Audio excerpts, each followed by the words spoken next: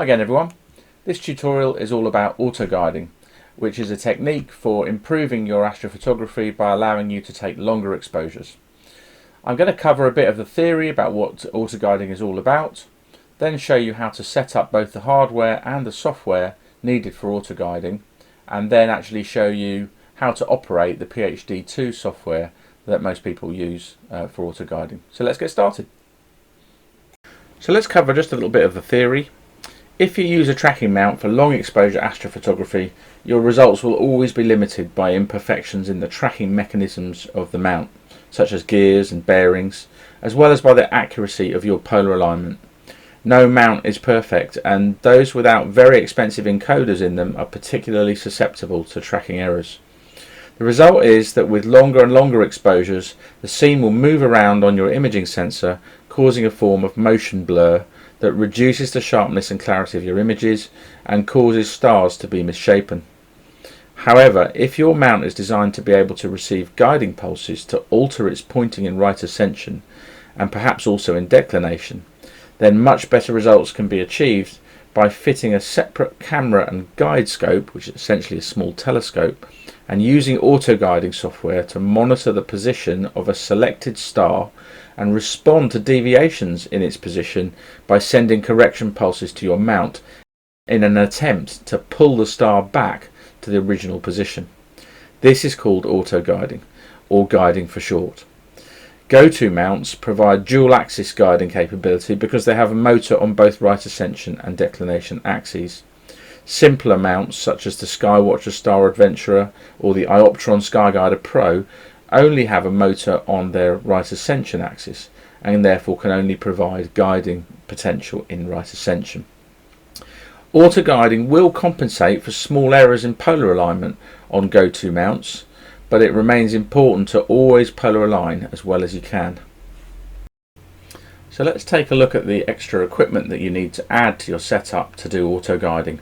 I assume that you have a main telescope on a tracking mount and the main scope's got your imaging camera attached to it, and you're probably using a computer already to offload the imagery from the main camera. So in order to autoguide, you're going to need to add a second camera, and the second camera thankfully can be a lot cheaper and smaller than the main camera, and it's going to be taking pictures every few seconds rather than the much longer exposures of the main camera. Now in this arrangement you see here, that guide camera is looking through a separate telescope, a smaller separate telescope that's piggybacked onto the main telescope so that the two scopes move together as the mount tracks. Now clearly you need to be able to offload the data from the guide camera into the computer where an application is running to do the auto-guiding work and work out the corrections. So we need a connection there, and clearly we need the connection back again to the tracking mount so that the computer can control the corrections or send the corrections to the tracking mount. Now there is an alternative arrangement for guiding, and that's called off-axis guiding. So called because the light coming to the guide camera comes off the main axis of the imaging telescope, and you don't use a separate telescope, and it takes advantage of the fact that your optical tube on your main telescope is circular but your main imaging sensor is rectangular, and that leaves these D-shaped regions where light is not being used, and that space is available, and you can stick a small pick-off prism into that space and pick off a little bit of the light into the guiding camera and do your guiding that way. Now the two attractions of off-axis guiding, firstly is that there's no possibility of the guide telescope and the main telescope moving differently to one another. In other words, something called differential flexure. If that happens, that's going to really mess up your guiding, and that can't happen in off-axis guiding because both cameras are looking through the same telescope. The other attraction is that generally you tend to save some weight by using off-axis guiding because this little prism assembly is generally lighter than a guide scope. So those are two techniques, and here just to show you in a practical sense, here are three different setups that I've used. The one on the left is a Canon 100 to 400mm lens with a 9x50 Skywatcher guide scope mounted to the same dovetail bar as the main camera lens, and I'm using a QHY 5L-2 monochrome camera in order to as the guide camera, in order to get those guiding images back to the computer. In the middle picture, I'm using the same 9x50 guide scope with the same camera, but this time it's mounted to a bracket on the outside of my Newtonian reflector. And in the third picture, I've taken away the 9x50 guide scope, and see the bracket here where it was mounted, and I've put in an off-axis guider, and that fits in between the filter wheel and the coma corrector that I use on the Newtonian telescope. So 3 examples of setting up extra hardware to do auto guiding. One question that often arises is what focal length is needed for the guide scope, and so I'm just going to address that quickly with a little bit of quite simple maths. There's an equation that you can use to calculate the minimum guide scope focal length in millimeters, and it's here. So it's the guide camera pixel size times the imaging focal length times the imaging reducer factor if you have a reducer. If you don't have a reducer, you put 1 there, then multiply by 0.1.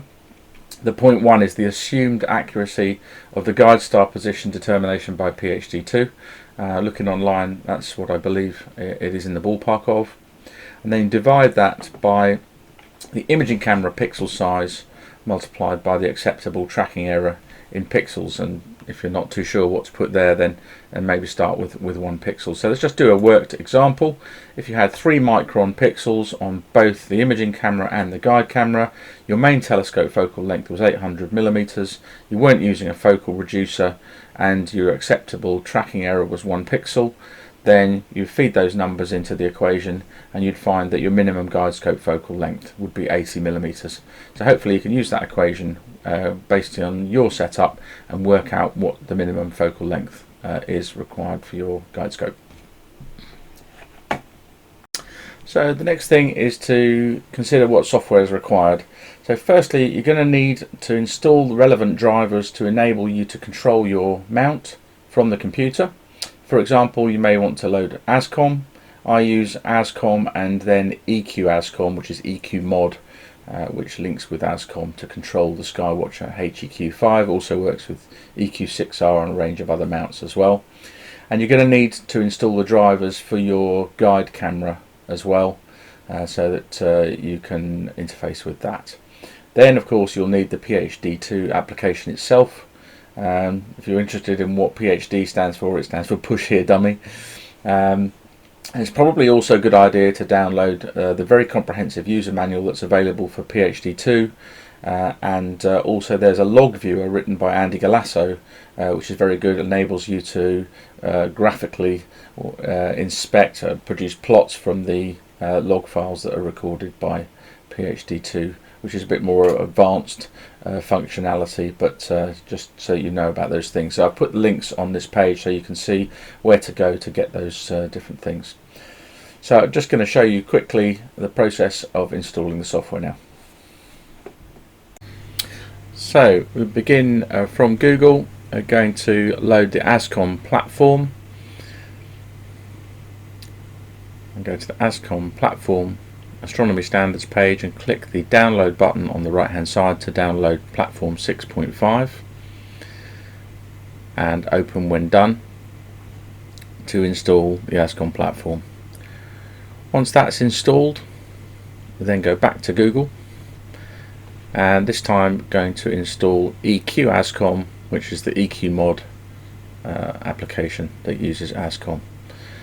We need to go to the EQ mod download sourceforge.net page, and then select the files tab, go into the folder EQ ASCOM, and then look for the entry that has the largest number of downloads there, EQ ASCOM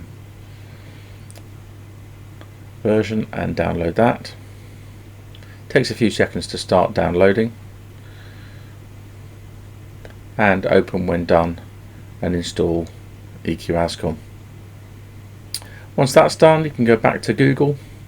Now you need to look for the drivers for your camera. In my case it's the QHY camera, so I'm looking for the drivers for that camera, and go to the relevant website and look for the name of your camera, make and model. Make sure you get the right drivers. In the case of QHY, you have to load a system driver and then a specific driver for the QHY 5L-2 camera. So I download both of those and install those once they're downloaded. Okay, so finally we're going to go back to Google, and now we're going to install PHD2. So we go to the PHD2 guiding website, go to the download tab, and then look for the development releases, development snapshot builds, and pick the most recent one. In my case here it was 269 Dev 4, and we'll download the Windows version because I'm going to be using that on a Windows computer. Open that when it's downloaded, and it begins to install. Now the installation process, when you install it for the first time, will actually bring up a wizard which will help you do the initial setup.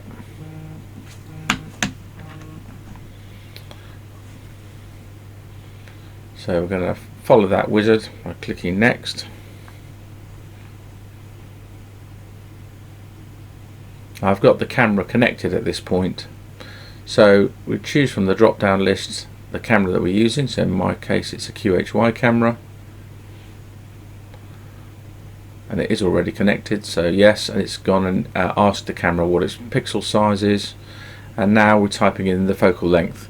If you're not sure, you can measure the distance between the camera sensor and the primary objective lens at the front of the telescope with a ruler.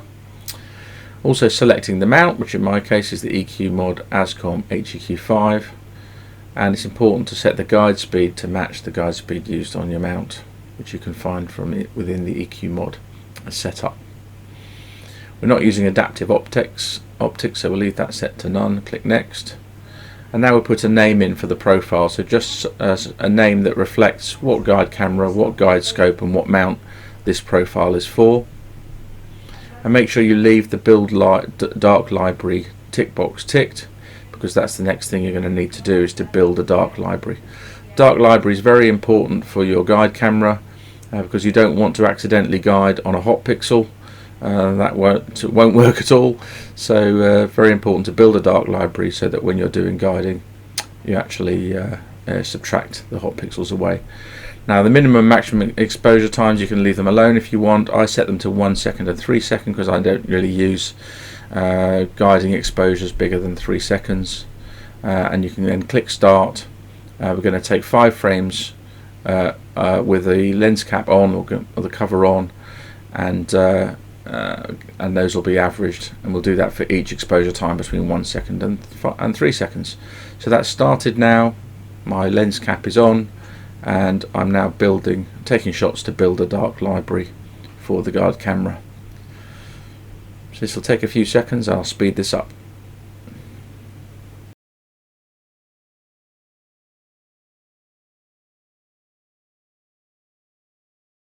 Okay, so the dark library is now built, and it will now go in to PHD2. It defaults to having no windows, so we'll have to put some windows in there, which I'll show you in a second. But you'll see it's already connected to the camera and the mount. And now we want to view some windows. So we want to display the graph, which you can drag and dock at the top of the screen. That's where I tend to have mine. You can put things wherever you want. And also want to do a display star profile plot as well. It's quite a useful plot that shows you the star and how much it's drifting. As you take shots, you can watch it relative to its original position. So we're now ready to use PHD2. So the bottom left button is to make your connections. So if you're not already connected, make sure you're connected, or click connect all. And once you are connected, you can close that window, and next to that button, bottom left corner, is the looping button. So click the looping button and that starts the camera looping. You can then use the drop down button just to the right of the stop button to adjust your exposure time. I would start with a 1 second exposure time. So you start looping, select a star, hold down shift and click on the green guiding button, and that starts the calibration process. So PHD2 will now send a sequence of corrections to your mount to move it out and then back in RA, and then out and then back in declination. It's important that your mount is in sidereal tracking before you start the PHD2 calibration. So make sure it is tracking sidereal so the thing doesn't drift away, and then start this calibration process. So you'll see the star's moved away from the crosshair, which was its original position. So it starts with the west direction steps, and now it's doing east to come back to the original position. Once it gets back to the middle, there may be some backlash correction performed. It's pretty much back now. Once it clears any backlash, it will then start stepping to the north, which should be at right angles to the west-east steps. You can see that it is. So we're now stepping north. The very bottom left corner of the screen, you can see what it's doing. It's on north step 7, 8, etc. Watch what it's doing. And this calibration is crucial. It tells PHD how it needs to respond to the star drifting off, whether it needs to correct east or west, north or south, or in what quantities to pull the star back to its original position. So I always do a calibration after I connect and before I start guiding in a given session. So once it comes back from south, it will have completed the guiding and it will automatically start guiding.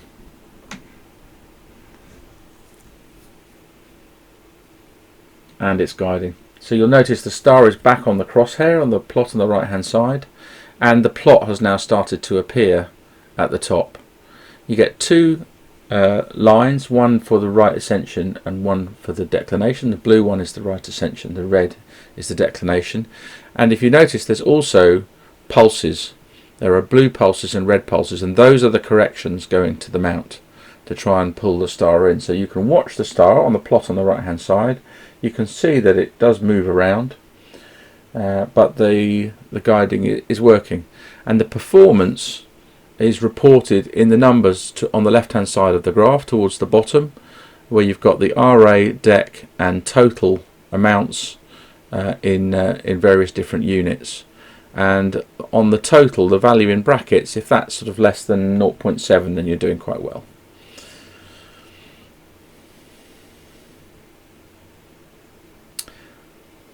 You can click clear to clear the plot. You can change the horizontal scale and the vertical scale of the plot.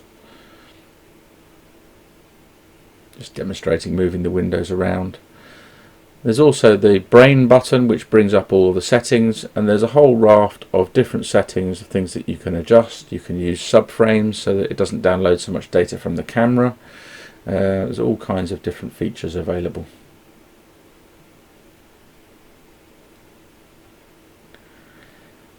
But I would suggest that you just use default values when you guide for the first time, and there's plenty more expertise to be developed from other tutorials and maybe future tutorials that I produce, explaining more detail about how to interpret the graphs and how to optimize your performance. So I've just stopped it. We can use the start looping again. I've stopped and started looping. Click tools and now do auto select star, and because we've used this latest version, it will now pick multiple stars. So it's got a main guide star shown with a square, and then additional stars shown with circles, and now it's doing multi-star guiding. Now this is a very new feature of PHD2, and it's bringing with it a significant improvement in the guiding performance. I've seen improvements from maybe 0.7, 0.8 down to more like 0.6 of an arc second. So that's really that's RMS. You can look at your calibration result. This was what it measured when it did the calibration, just by clicking on tools and say review calibration data, and that's interesting to look at. There are various other things in here. There's a star-cross test to make sure that you haven't got excessive backlash in your mount. There's a guiding assistant which will disable your guiding and just monitor how things are moving. You can monitor what's happening for a couple of minutes, and then it will make suggestions as to how to change some of the parameters to improve your guiding, and you can apply those when you hit stop. So it suggests you run this for 2 minutes. Once it gets to the end, hit stop, and if you want to apply the recommended settings, you can do that. So basically that is PHD2 and auto guiding, and it will give you significant improvements in performance, and I wish you well with it. All the best, and clear skies.